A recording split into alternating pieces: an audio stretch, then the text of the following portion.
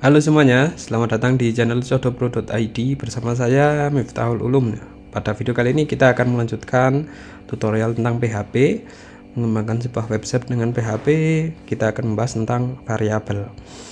Kita akan membahas variabel secara detail di video kali ini. Simak video ini dengan sesama ya, dan cermat. Teman-teman bisa juga langsung mempraktekkan apa yang saya lakukan. Oke, teman-teman buka editornya ya, pakai VS Code atau pakai yang lain, tinggal disesuaikan saja. Kemudian di editor kita buat satu file ya teman-teman. Di sini saya buat satu file, di sini saya kasih variable.php seperti ini. Nah, saya tutup setternya. Nah, sesuai dengan video sebelumnya, kita ingin membuat file PHP yang bisa dijalankan oleh web server, maka kita harus menggunakan ekstensi .php seperti ini, dan kita harus buka dengan membuka tag PHP seperti ini ya, seperti ini. Saya besarkan sedikit. Oke, kemudian di PHP ya, hampir di semua bahasa pemrograman itu punya tipe data dan variabel, dan variabel itu punya tipe data. Namun di PHP itu ada spesial fitur ya, yang kita bisa membuat sebuah variabel tanpa menuliskan tipe datanya itu apa. Jadi nanti si PHP interpreternya akan secara otomatis menerjemahkan variabel tersebut mempunyai tipe data apa ya. Misalkan seperti ini. Jadi ketika kita ingin menulis sebuah variabel, maka di PHP menggunakan tanda $, seperti ini. Dolar kemudian nama variabelnya seperti ini. Misalkan nama ya, saya tulis sama dengan itu nama saya Miftahul Ulum seperti ini ya. Penulisan variabel itu harus didahului dengan huruf teman-teman, dengan huruf ya, tidak boleh dengan angka. Misalkan di sini saya tulis angka seperti ini, maka dia tidak akan bisa. Di sini kelihatan merah ya, dan ada error, syntax error ya. Jadi tidak boleh diawali dengan angka. Tapi kalau angkanya di belakang seperti ini itu bisa ya. Pokoknya dia harus diawali dengan angka, dengan huruf ya. Kalau memang tidak mau dengan huruf, itu bisa menggunakan underscore seperti ini. Itu bisa ya. Seperti itu. Kemudian nama variabel teman-teman itu usahakan ya, isinya sesuai dengan nama variabel sesuai dengan isi yang ada. Misalkan nama, maka variabelnya teman-teman tulis nama atau name seperti itu ya. Jadi merepresentasikan apa isi dari variabel itu atau value-nya. Data yang mengisi atau data yang menyimpan alamat itu teman-teman tulis dengan alamat atau address ya. Agar apa? Agar nanti kita bisa langsung tahu bahwa variabel ini menyimpan data ini seperti itu. Jadi nama berarti dia menyimpan nama, kalau alamat berarti menyimpan alamat. Kalau dibalik, maka nanti ketika kita mengembangkan website maka akan menjadi bingung ya, akan menjadi bingung karena address kok isinya alamat, address isinya kok nama kok isinya alamat. Nah, itu akan membingungkan nanti ke depannya, apalagi aplikasi kita sudah sudah kompleks ya, maka nanti kita akan bingung seperti itu. Oke. Kemudian misalkan nama ya atau variabel itu lebih dari satu kata, itu tidak boleh ada spasi. Jadi harus digabung ya. Nama depan misalkan seperti ini boleh ya, Miftahul seperti ini. Atau teman-teman bisa menggunakan huruf kecil semua juga boleh seperti ini ya, Miftahul. Nah, seperti ini. Nah, variabel yang ini ya, yang baris kelima ini, dia berbeda dengan variabel yang ada di baris keempat. Karena apa? Variabel di PHP itu dia bersifat case sensitif, yang artinya huruf kecil dan huruf besar itu akan berbeda ya. Beda lagi kalau fungsi itu boleh case insensitif, jadi dia huruf kecil huruf besar dianggap sama. Itu kalau fungsi. Kalau variabel maka dia dianggap berbeda. Oke, seperti ini.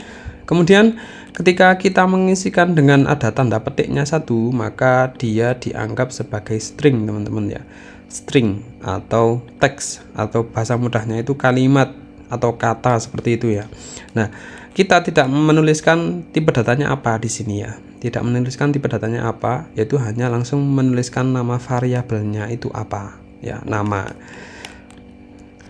Nah, ketika kita mengisikan dengan isian nomor misalkan atau angka seperti ini, maka nanti PHP akan menerjemahkan nilai ini dia mempunyai tipe data integer, teman-teman. Integer itu apa? Bilangan bulat ya, bilangan bulat. Jadi 1, 2, 3, 4 dan seterusnya. Bisa minus juga, minus 1 dan seterusnya. Itu integer ya. Kalau teman-teman ingin memberikan nilai yang ada komanya, itu menggunakan titik ya. Misalkan nilainya 80,5 seperti ini, maka nanti ini juga dianggap sebuah angka, yang artinya nanti variabel ini dia bersifat double, tipe datanya double atau float, yang artinya dia bisa menyimpan atau menerima koma-koma seperti ini. Itu variabel ya, teman-teman. Nah, variabel juga ini kalau saya jalankan di browser ya, teman-teman buka browsernya, kemudian kita buka ya localhost seperti ini, kemudian belajar PHP ya, namanya tadi apa, variabel.php. Ketika dijalankan maka tampilannya kosong karena kita memang tidak memberikan perintah untuk menampilkan kepada user seperti itu. Buka lagi di browser, buka lagi di editor ya. Kita ingin menampilkan namanya dengan echo seperti ini. Misalkan kita ingin menampilkan nama, maka akan muncul nama seperti ini. Buka di browser lagi, buka browser, kita refresh di sini, maka akan muncul nama seperti ini. Itu adalah pemanggilan dari variabel. Oke, kemudian teman-teman, variabel ya itu akan tersimpan nilainya pada akhir deklarasinya ya. Misalkan di sini nama ya, saya tulis di sini echo nama, maka akan memunculkan Miftahul Ulum. Kalau di sini saya isi lagi seperti ini, nama sama dengan ulum ya. Ketika di sini di echo, maka hasilnya akan berbeda dengan yang ada di baris 10 seperti ini, maka akan berbeda. Coba ya, buka browser lagi, kita refresh seperti ini, maka akan muncul ulum di sini. Ini saya beri dulu BR ya, biar ada enter ke bawahnya seperti ini. Oke, buka lagi di browser, refresh ya. Nah, ini adalah pencetakan atau penampilan dari variabel yang pertama tadi ya, yang echo yang pertama. Ini adalah echo yang kedua. Nah, variabel itu terakhir akan menyimpan dari apa yang diinisialisasikan atau diisikan pada statement paling akhir. Itu isi dari variabel ya. Seperti itu.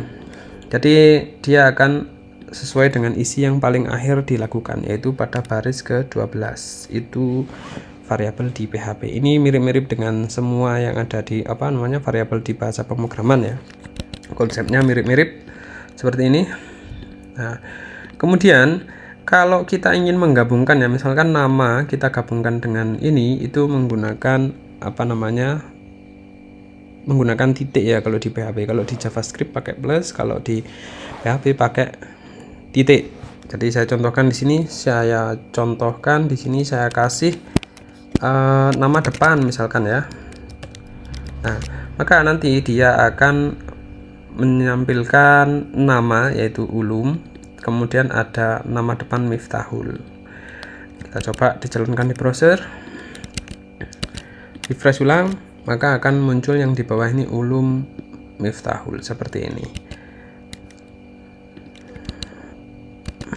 Oke, selanjutnya kalau kita ingin membuat sebuah operasi juga bisa ya. Di sini nilai ya,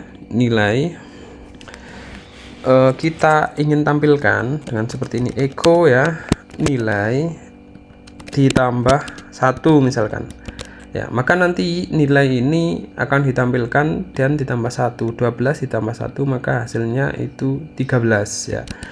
Kita coba di browser, kita refresh di sini. Sebentar, ini saya cek lagi. Oke, mengambil yang paling akhir ini ya teman-teman. Coba ini kita komen dulu ya, di komen dulu pakai tanda garis miring 2 kali ya, kemudian ya pakai tanda miring garis miring 2 kali ini ya, kemudian kita refresh di browser, maka hasilnya 13 ini ya, 13. Oke, itu untuk variabel. Kemudian di variabel itu kita kenal yang namanya interpolasi ya, interpolasi variabel. Nah, itu seperti apa? Itu contohnya seperti ini. Interpolasi itu menggunakan petik 2 ya, petik 2 bukan petik 1. Contohnya seperti ini. Saya ingin menampilkan ya nama depan, atau di sini saya buat variabel lagi ya, variabel nama lagi di sini namanya Miftahul. Kemudian ada lagi nama belakang misalkan ya, Ulum, seperti ini. Nah, kita bisa menulisnya atau menampilkan ke browser, ke user dengan cara seperti ini ketika ingin menggabungkan. Tapi kita juga bisa melakukan yang namanya interpolasi, teman-teman. Interpolasi itu seperti ini. Jadi pakai petik 2 ya, seperti ini. Kemudian kita panggil nilainya itu apa ya. Kemudian kita beri spasi atau ya spasi biar ada jeda ya. Kemudian kita tampilkan nama belakang seperti ini ya. Di sini saya kasih BR biar dia ada enter ke bawah. Oke, jadi pakai petik seperti ini, petik 2, maka ketika kita buka di browser, kita refresh ulang ya, maka dia akan muncul seperti ini ya, 12 Ulum. Kita cek di codingan 12 itu nilai ya, jadi yang saya tampilkan nilai ini, yang saya mau tadi nama. Kita balik lagi di browser, kita refresh. Nah, seperti ini. Jadi ada nama atau kata yang ditampilkan yaitu Miftahul Ulum. Itu adalah interpolasi, teman-teman. Ya. Sekali lagi, interpolasi itu pakai petik 2. Kalau teman-teman hanya kasih petik 1 seperti ini ya. Nah, maka nanti yang ditampilkan bukan lagi value dari variabel ini, tapi ya, teks yang ditulis di dalam petik 1 ini akan ditampilkan di browser. Buka di browser lagi, kita refresh, maka yang muncul adalah dolar nama dan dolar nama belakang. Itu adalah interpolasi dari variabel ya. Pastikan kalau ingin menggunakan interpolasi itu menggunakan petiknya 2 kali ya, petik 2 ya, petik 2. Oke, mungkin itu untuk materi tentang variabel dan interpolasi ya. Cukup sampai di sini dulu untuk variabel. Bagi teman-teman yang belum subscribe, silahkan subscribe agar nanti tidak ketinggalan tutorial-tutorial dari channel codopro.id. Terima kasih, sampai jumpa semuanya.